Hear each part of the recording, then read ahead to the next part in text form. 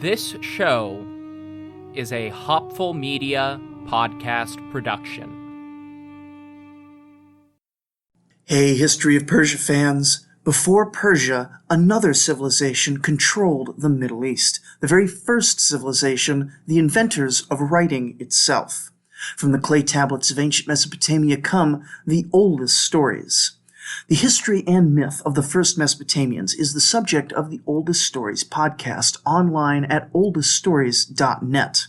If you like ancient history, come check out the Oldest Stories after you listen to this episode. The history of Persia is intertwined with conquest. It began with conquest when Cyrus, king of a small city called Anshan, set out to build the greatest empire the world had ever seen. In a series of stunning campaigns, he achieved just that, becoming one of the greatest conquerors in history, and basically started Persian history. After all, you don't get the title the Great for nothing. But he wouldn't be the last great Persian conqueror. Other Persian rulers like Darius the Great, Mithridates I, and Ardashir I would go on to become great conquerors on their own, establishing their own great empires and legacies. If you want to hear their story, and the stories of other great conquerors, many of whom are far less famous despite their great achievements, join me, Ramzi Shalah, on my podcast, The Conquerors Podcast, available on all platforms you listen through.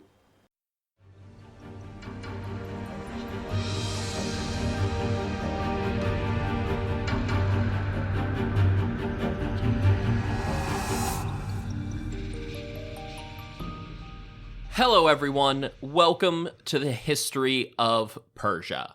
This is episode 154, Meet the Messy Neighbors.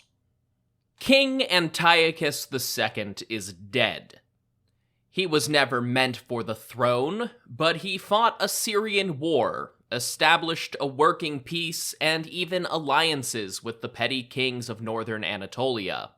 He granted greater and greater autonomy to the upper satrapies, and through it all was forced into a messy situation in his marriage. The Ptolemaic Berenike and her newborn child Antiochus officially usurped the position of Seleucid Queen Laodike and her sons, Seleucus and Antiochus Hierax. Many ancient historians speculated that Laodike poisoned Antiochus Theos for his trouble, and we left off with Theos' death and the stage set for feuding queens to take their frustrations out on the empire. Before we get to that, we should get caught up on the Seleucid neighbors. Right off the bat, there's not much new to cover east of the Mediterranean. I covered most of those neighbors to the extent that we know anything about them in episode 152 via their interactions with Antiochus. So today is going to be all about getting caught up on Ptolemaic Egypt, Antigonus and Macedon, and Greece. Of course, those regions pop in and out of our main story all the time, but it's been a while since I really explained what's going on to the west. With a new Ptolemy, the third, just taking over in the last episode, and Antigonus Gonatas entering his final years, it's worth doing some quick catch-up work to understand the internal factors that contribute to their decision-making in Seleucid history. Of course, this is a single, relatively short episode. It's not going to be exhaustive. If you want a more detailed look into the other Hellenistic kingdoms, I cannot recommend Derek's The Hellenistic Age enough. He's been on this show a couple of times to talk about Hellenistic topics, and it is a much more thorough examination of the period between Alexander and Augustus as a whole than I am ever going to do with my narrow focus on the Seleucids.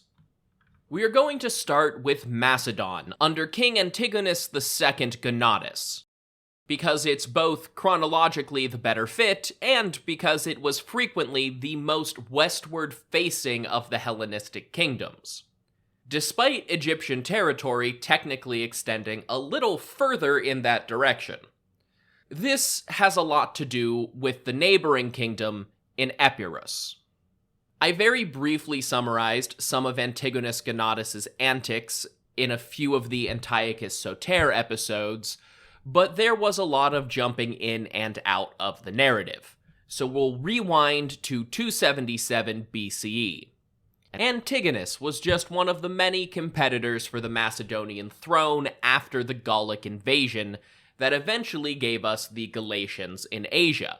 The support that Antigonus provided to the Greek defenders won him a lot of favor, especially after the other contenders in Macedon failed to do anything of note. But that did not win him the throne.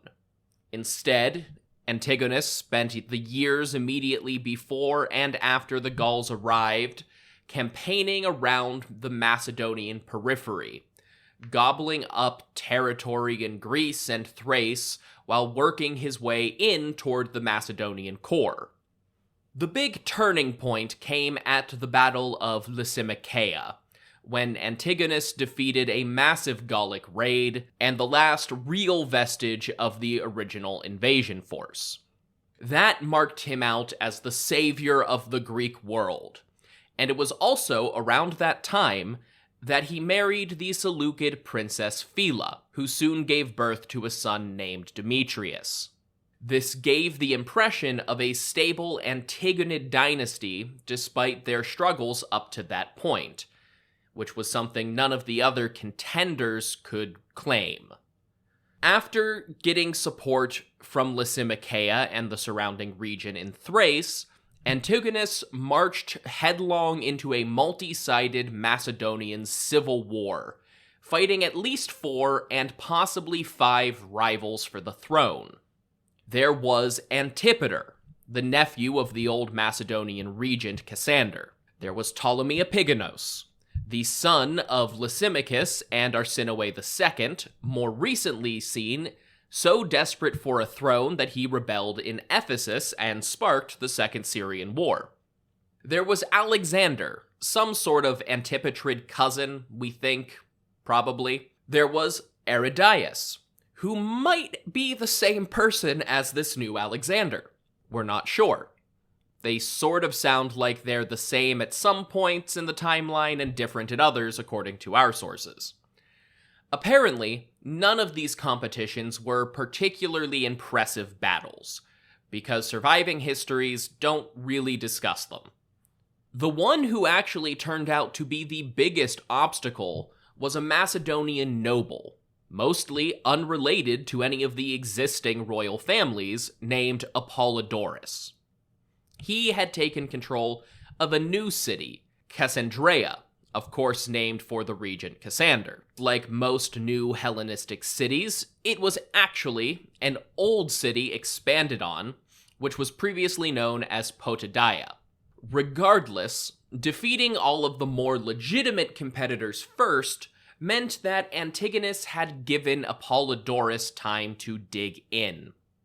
Cassandreia was besieged for 10 full months before Antigonus made progress, not by scaling the walls or crashing down the gates, but by sending a mercenary captain named Arminius to negotiate a truce under false pretenses.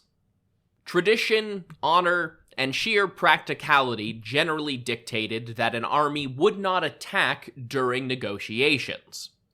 After all, if you are negotiating, it meant that you did not want to fight anymore. Not attacking was just a show of good faith. Plus, the other side had one of your guys. Instead, 2,000 mercenaries ran up to the wall with ladders while they were temporarily undefended. These mercenaries climbed right up and took control of the city gates. Just like that, Antigonus had defeated all of his rivals and claimed Macedon in under a year of direct confrontation. Well, most of Macedon. No sooner had Antigonus defeated every would-be king in the country than another would-be king arrived on his doorstep. And unlike the relatively easy victories over the bottom-of-the-barrel Antipatrids and Ptolemy, this rival came with one of the most fearsome reputations and veteran armies in the Mediterranean world. Pyrrhus of Epirus returned to his kingdom in late 275. He had attempted to conquer a large chunk of Sicily after his last unsuccessful attempt to rule Macedon. Pyrrhus desperately wanted to go down in history as a great conqueror and a king. He had set his sights on Sicily and Italy, but Epirus and mercenaries alone weren't a strong enough base to actually make that conquest. They got bogged down in Sicily when the local city-states called on their own allies from the distant Phoenician colony in Carthage and the increasingly powerful Italian republic called Rome. Especially when fighting Rome, Pyrrhus's army drove them from the battlefield several times, but at immense cost, which ultimately led to his name mostly being remembered in history for the Pyrrhic victory, a situation where you technically meet all the qualifications for winning, but at such a cost as to be worthless.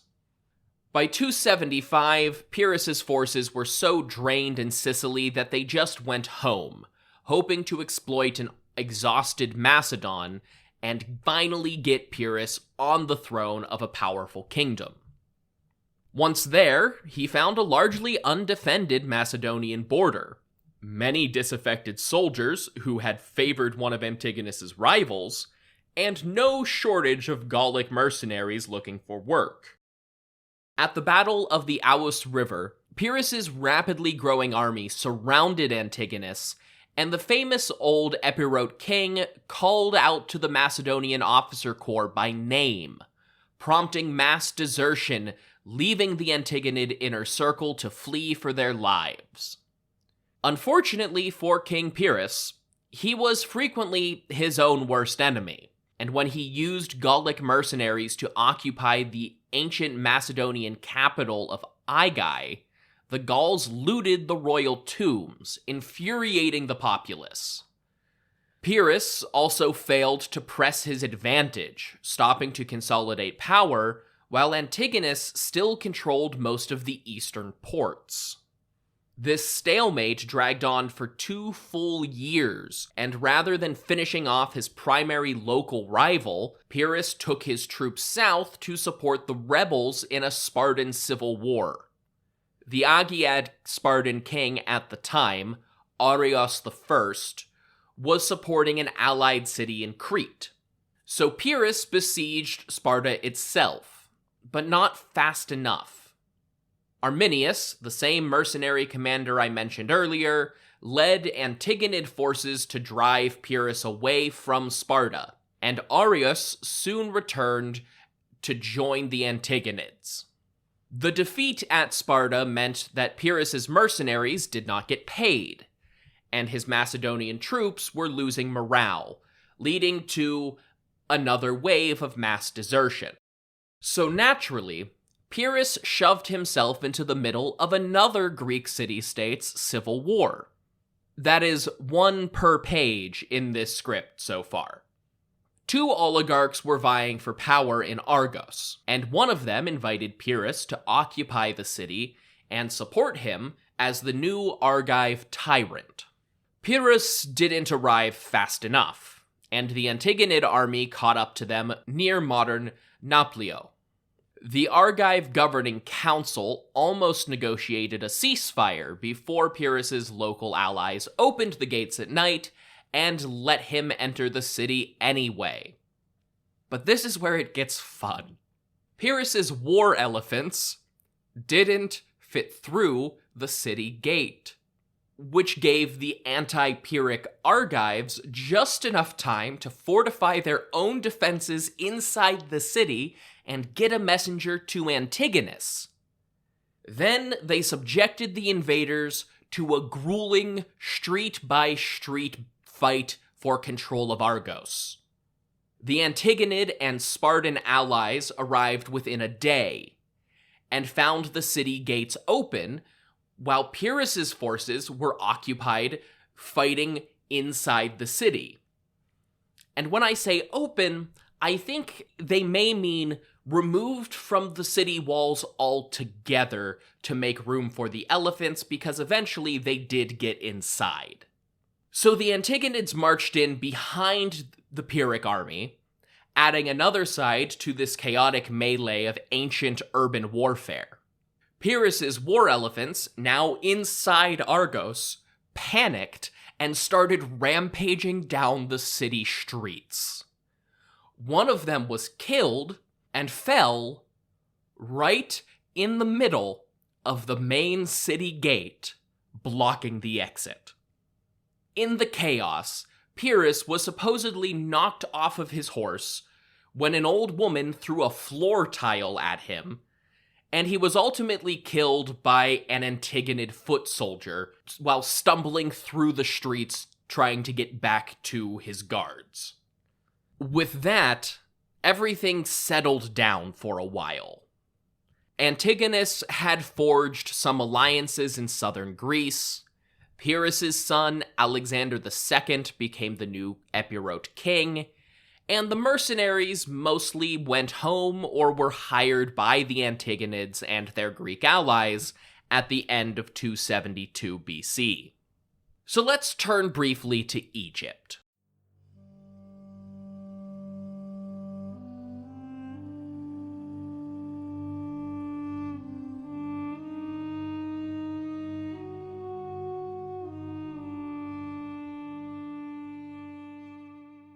Believe it or not, language learning doesn't have to be difficult. You can learn naturally and speak confidently. Rosetta Stone helps you absorb a language the same way you learned your first one, through real-world context and conversation, not memorization. Practical skills you can use right away. The no memorization thing is a big plus to me. I've never been the type of person to pick up language through flipping over flashcards. Rosetta Stone is the trusted language expert with 30 years of experience, millions of users, and 25 languages offered as the go-to language learning solution. There's no English translations. You just learn to speak, listen, and think in the language you're trying to learn. It's a more intuitive learning process, starting with words, building to phrases, and progressing to sentences. Plus, if you're like me and you're trying to learn a language that uses sounds you're not used to, the built-in true accent speech recognition feature provides real-time feedback to help you improve those pronunciations. You can also learn anytime and anywhere with a mobile app or on your desktop. And of course, as always, it is an incredible value. You can learn for life with a lifetime membership that gives you access to all 25 languages, so you can learn as many as you want, whenever you want. Don't wait. Unlock your language learning potential now. History of Persia listeners can grab Rosetta Stone's lifetime membership for 50% off. That's unlimited access to 25 language courses for life. Visit rosettastone.com/today to get started and claim your 50% off today. Don't miss out. Go to rosettastone.com/today and start learning today.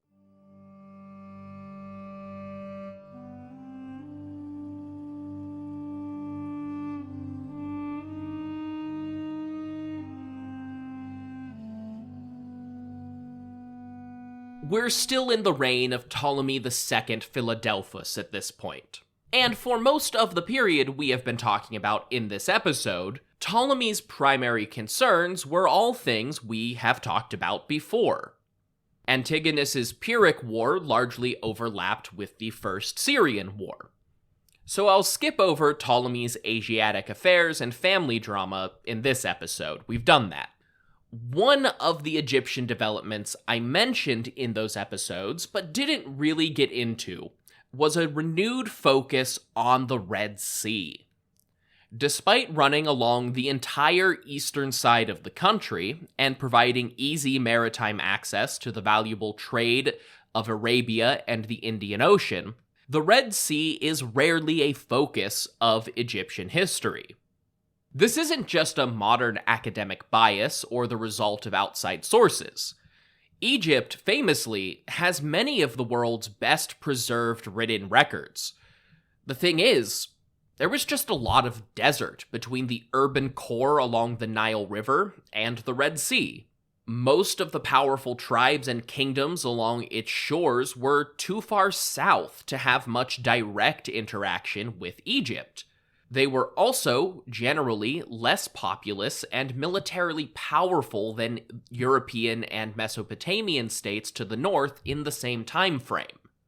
So even when the Egyptians did interact directly with the people around the Red Sea, it just wasn't as dramatic. Instead, once every 1,000 years or so, an Egyptian ruler would get really invested in the Red Sea again, spend a lot of resources establishing new Egyptian outposts there, and that would carry the Egyptian presence along the coast to grow organically for a couple of centuries before a pharaoh remembered that they could get cool new imports without talking to a Babylonian. The last king to really take an interest in the Red Sea trade was Darius the Great, and even then, only sort of. Darius finally completed a project that generations of pharaohs had started and stopped over time, digging a canal from the Nile and jumping lake to lake until they reached the Gulf of Suez, connecting the Red Sea to the Mediterranean for the first time through a series of complex intermediary canals, rivers, and lakes. Of course, that benefited the Egyptians by increasing the amount of trade flowing through their land, but really, Darius was the one who completed the project because it was more practical for him to do it than a king who only ruled Egypt and the Levant. It wasn't that hard to get something from the Red Sea through Egypt and to Palestine or Phoenicia, but Darius wanted to transfer shipments from Iran to Anatolia, and going by sea was wildly faster than huge overland caravan routes. Unfortunately for everyone involved, this canal required constant maintenance on the Suez end to prevent silt from building up and closing the mouth of the canal. Frequent Egyptian revolts made that harder and harder, and during Egypt's brief independence from Artaxerxes II, the canal was probably intentionally allowed to seal itself, cutting off a potential invasion route. Now it had languished for decades, with much of Egypt's spare resource since Alexander the Great going toward the construction of Alexandria and refounding other cities along the Mediterranean as Greek polis. By the middle of the 3rd century, 130 years after it was last operational, Ptolemy II had the time, resources, and motivation to clear the canal and get trade and water flowing between the Mediterranean and Red Seas once again. He also expanded the small port at the mouth of the Great Canal and renamed it using a Hellenistic cheat code. It turns out, when both of your wives share the same name, you can name a city after both of them. So this city became Arsinoe. Ptolemy also established a city named for his mother, Berenike, on the eastern side of the Sinai near modern Aqaba.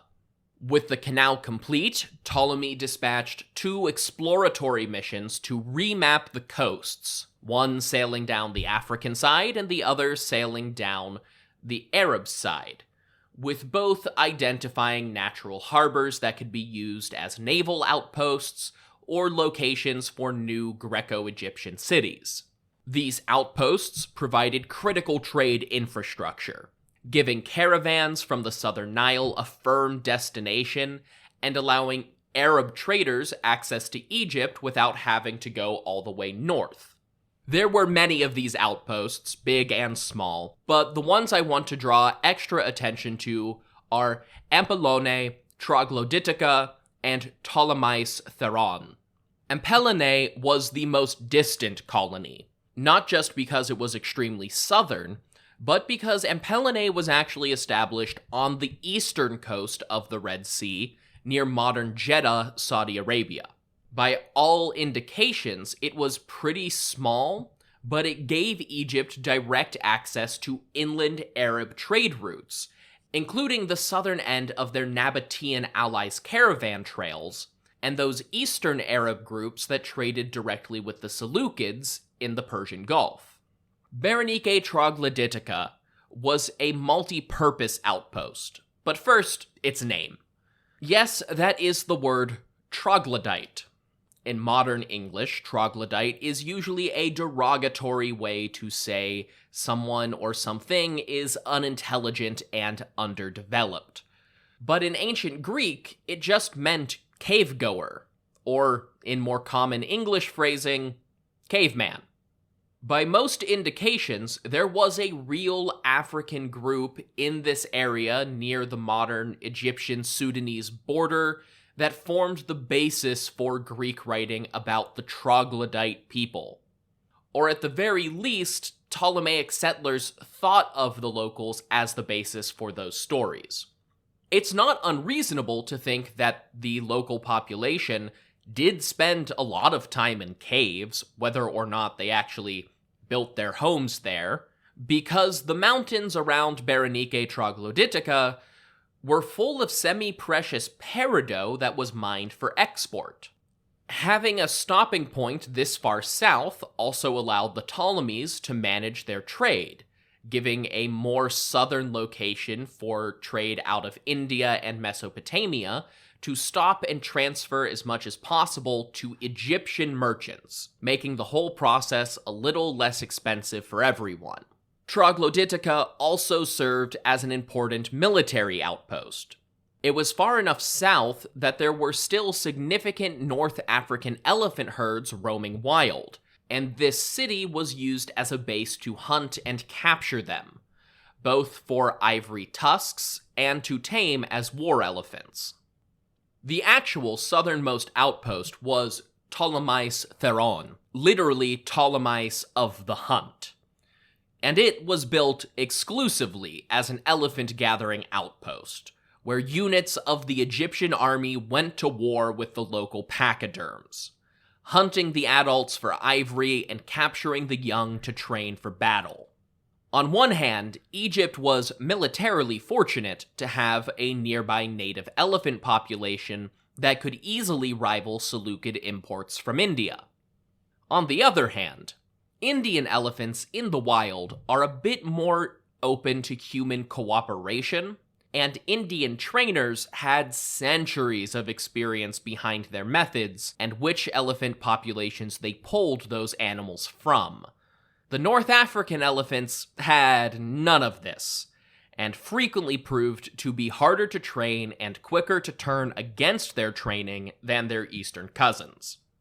With all of these developments seemingly focused on circumventing the Seleucids and decreasing Ptolemaic dependence on the Mediterranean, it's a bit ironic that the next major event for both the Ptolemies and the Antigonids drew Ptolemy II's focus right back to the north: the Chremonidean War.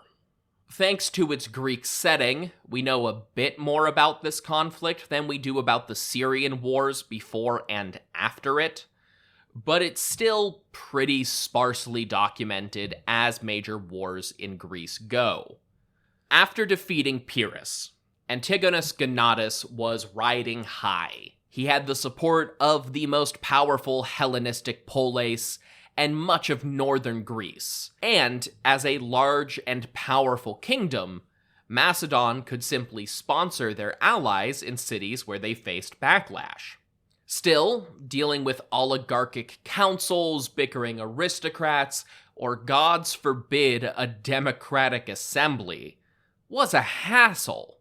It was much easier to support a single man to rule as the autocratic tyrant, and one by one, major cities across Greece slid under tyrannical rule backed by the Macedonian king.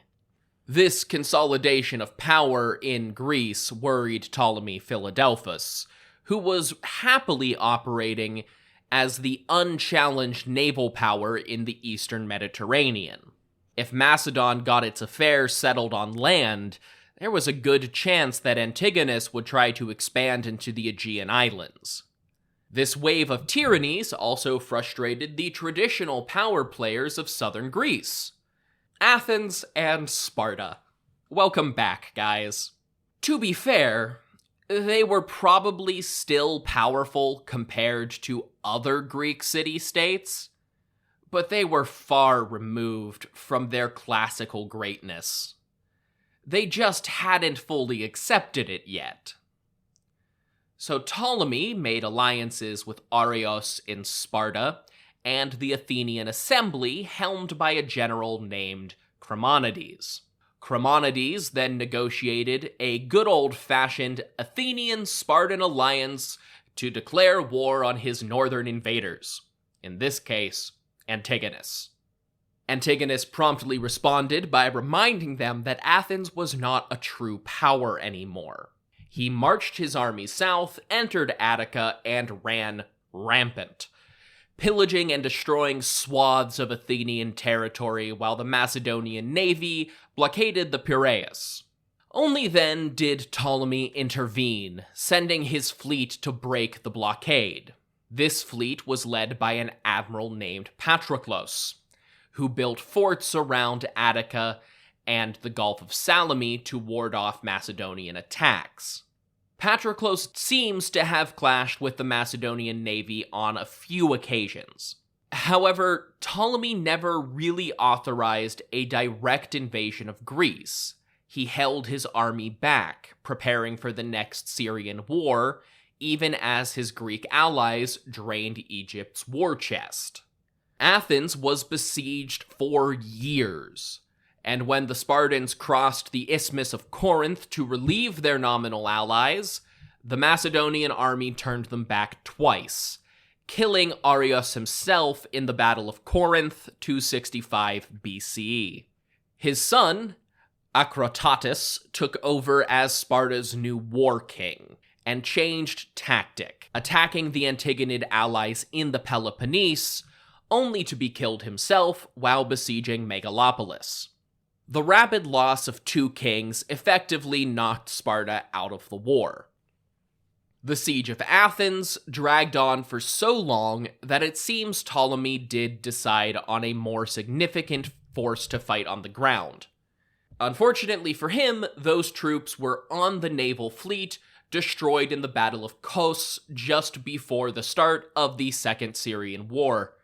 With tensions mounting in Asia, Ptolemy brokered a quick peace, and quietly supported the continued resistance to Macedon by funding a Corinthian revolt to keep Antigonus out of the Syrian conflict, and this revolt actually outlasted the fighting in the east. Of course, that now brings the Ptolemaic story up to 261, and another intersection with our main narrative at the Second Syrian War. But if you remember episode 151, then you remember that Ptolemy was probably doing something financial to keep Antigonus from providing direct support again. He did this by sponsoring Aratus, the tyrant of Sicyon, who had just ousted a pro-Antigonid leader. Sicyon promptly joined the Achaean League in the northern Peloponnese. Flush with Ptolemaic gold, Aratus led a new wave of resistance to Antigonid power. The Aetolian League, just across the Gulf of Corinth, joined this revolt, probably also receiving some money from Ptolemy. Then, Epirus got involved around 260. Peace with Epirus lasted 12 years before Alexander II invaded Macedon in conjunction with the Aetolian Greeks. Alexander was not his father. He still posed a significant threat to the Macedonian homeland just due to sheer proximity, but he wasn't a require the king's personal attention sort of threat. So Antigonus sent his then 14 or 15-year-old son Demetrius to deal with the Epirote invasion. History alone knows how much real control the prince had over his troops. There's a good chance that he just did whatever more experienced generals told him to.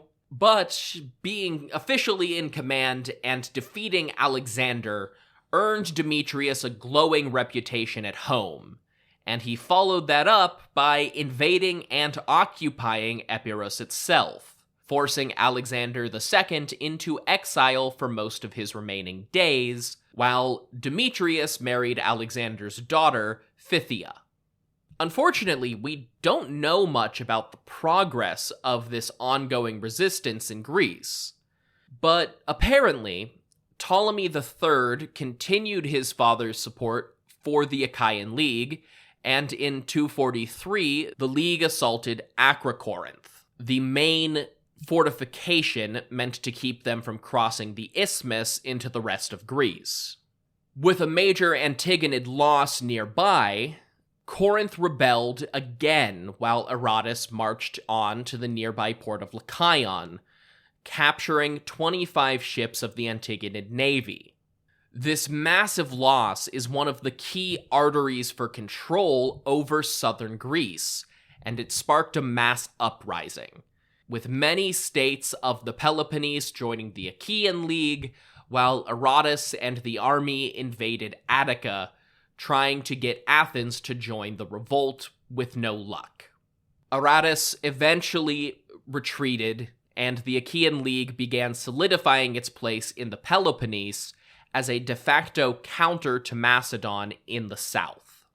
But we are getting ahead of ourselves. The fall of the Acrocorinth was 3 years after Antiochus Theos' death. I focused a lot on political events in this episode, because those are the events that really influenced how these two kingdoms interact with the Seleucids. But I do want to address some of the culture that emerged in Egypt and Greece during this period. The Antigonids did have a cultural impact on Greece, but their place in cultural history is more complicated. Gonatas was particularly fond of sponsoring philosophers, especially those from newly developed Socratic schools like the Stoics and Cynics. The underlying theme of most of the philosophies that Antigonus was drawn to is a concept called monism, the belief in a single source for everything in the universe. And many of them tended toward a goal of achieving enlightenment or happiness through logic and reasoning. Of course, different schools had different definitions of what was logical and what the monist source was, and what constituted happiness. Regardless, Antigonus's sponsorship of early philosophers in these schools helped contribute to the growth of these philosophical ideas. In the rest of Greece, Antigonid rule also influenced culture on a broad political and social level.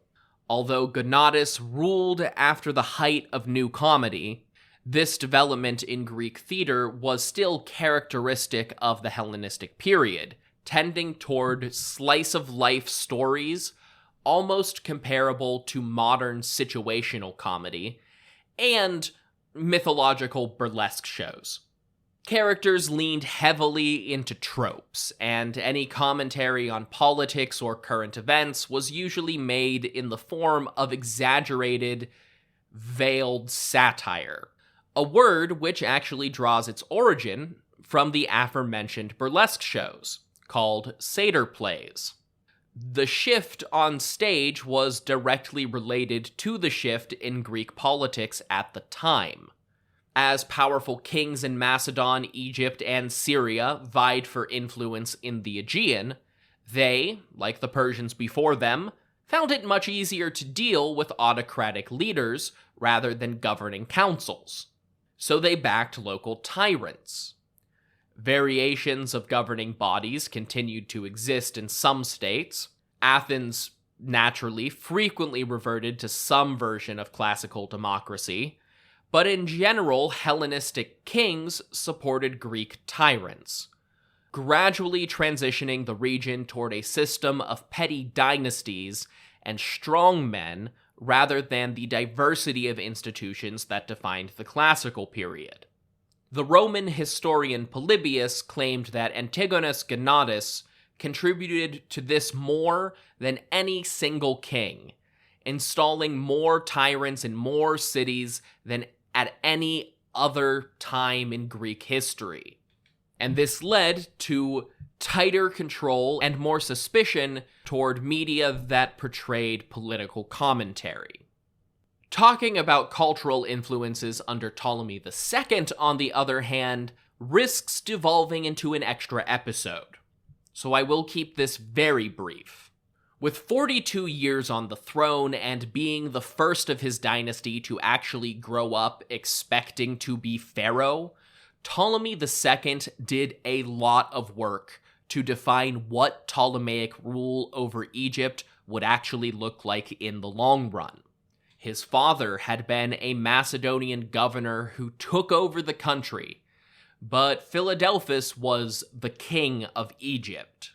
Where Ptolemy I proclaimed himself a god, Ptolemy II took steps to integrate the whole dynasty into Egyptian religion, proclaiming himself and his sister Arsinoe II deities, and grafting their personal cult as rulers to the cult of Alexander the Great.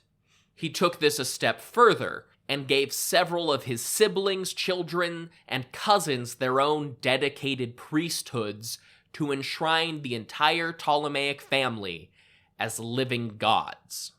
He also established a festival called Ptolemaea to celebrate his father in the same style as native Egyptian deities mixed with some Greek flair. Philadelphus took the traditional system of Egyptian government, a sort of feudal and sort of imperial provincial system called the nomarchy, and organized it into a strict financial hierarchy. Egypt's typical territory was divided into 39 so-called nomes, with its leadership split between a minister of agriculture, finance, and land usage. These three acted as checks against one another in a chain of command founded on tax farming. The royal court established how much each nome owed them, and it was up to these three ministers to figure out how to most efficiently extract more than that amount of tax from their nomes. This began in the early 250s with a general survey of the whole kingdom, much like what Darius the Great had done 250 years earlier. Like Antigonus, Ptolemy also sponsored philosophers, but his interests seemed to lean more into research and the arts. Numerous poets found their home in Ptolemy Philadelphus's court, including many of the best preserved and most popular poets of the Hellenistic period. Ptolemy II also expanded the famous Library of Alexandria, turning it into the almost legendary center of learning and research for mathematics and astronomy, to history and religion. He sponsored the Egyptian priest Manetho and the Babylonian exile Berosus to write comprehensive histories of their homelands in Greek, making those stories accessible to Western audiences for the first time.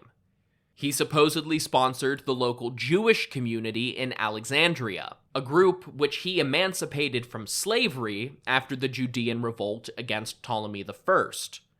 And he asked these Jews to start translating their scripture into Greek as well. This ultimately laid the foundation for what became the Septuagint version of the Tanakh, and the Septuagint went on to become the foundational Old Testament version for much of Christianity. Ptolemy II also maintained a close relationship with Hieron, the newly installed king of Syracuse in Sicily. Hieron was a former general in Pyrrhus's army who stayed around when the Epirote king left, and he managed to seize control of one of the major centers of power on the island, probably with Ptolemaic funding. At the time, the king was looking to expand Egypt's influence further west as well as north and east. Hieron's first set of coins with his own portrait even seem to have been minted in Egypt and then brought to Sicily. He traded extensively with Egypt, basing much of his own kingdom on Ptolemy II's policies, and poaching more than a few famous writers from Alexandria, including the mathematician Archimedes. Likewise, both Hieron and Ptolemy also cultivated a positive relationship with the Phoenician colony empire based in Carthage, the obvious candidate for any westbound trade agreement at the time. However, those relationships only went so far. Ptolemy II always prioritized his own conflict in the east over any Western agreement. They were just more immediately threatening to Egyptian power. So when Hieron of Syracuse got involved in a conflict with the Mamertines, a band of Italian mercenaries who had taken over the city of Messana, north of Syracuse, and both sides called on their allies for aid, Ptolemy stayed out of it. After all, Syracuse didn't need him. They had the unassailable naval power of the West, Carthage, on their side. The Mamertines just had the Roman Republic, which, while formidable on land, didn't even have a navy when the conflict started in 264. The results surprised just about everyone in the Mediterranean. You see, the reason most of the surviving sources don't care about the Hellenistic events happening in this period, from the late 260s to the late 240s, is because a much, much more significant event in regional and world history was happening far to the west in Sicily and North Africa. The First Punic War between Rome and Carthage, a conflict which suddenly escalated Rome to the dominant power over Sicily, Sardinia, and Corsica, with the ironic exception of Syracuse, and made it a true naval force to be considered in later Hellenistic politics. But there are more famous podcasts for that, so we'll stop here and get ready to return to the Seleucids. Until then, if you want more information about this podcast, you can go to hopfulmedia.com. That's where you'll find things like my bibliography, episode imagery, and additional resources. If you want to hear more of my voice, you can listen to America Secret Wars, where I tell my friends and guests the story of forgotten and overlooked conflicts in American history. And if you want to support my projects, you can go to hopfulmedia.com.co to donate, buy merch, or subscribe to get access to ad-free listening and bonus content. If you don't want to spend money on me, that's absolutely fine. The best ways to support a project like this are to share on social media or leave reviews on your podcast app of choice. So review on Apple, rate on Spotify, and you can find me on Blue Sky at History of Persia and on Instagram at History of Persia Podcast. Until next time, thank you all so much for listening to The History of Persia.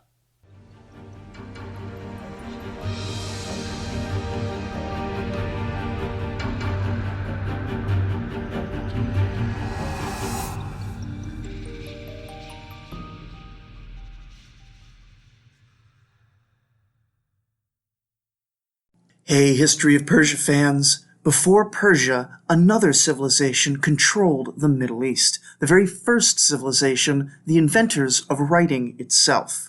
From the clay tablets of ancient Mesopotamia come the oldest stories. The history and myth of the first Mesopotamians is the subject of the Oldest Stories podcast online at oldeststories.net. If you like ancient history, come check out the oldest stories after you listen to this episode. The history of Persia is intertwined with conquest. It began with conquest when Cyrus, king of a small city called Anshan, set out to build the greatest empire the world had ever seen. In a series of stunning campaigns, he achieved just that, becoming one of the greatest conquerors in history, and basically started Persian history. After all, you don't get the title the Great for nothing. But he wouldn't be the last great Persian conqueror. Other Persian rulers like Darius the Great, Mithridates I, and Ardashir I would go on to become great conquerors on their own, establishing their own great empires and legacies. If you want to hear their story, and the stories of other great conquerors, many of whom are far less famous despite their great achievements, join me, Ramzi Shalah, on my podcast, The Conquerors Podcast, available on all platforms you listen through.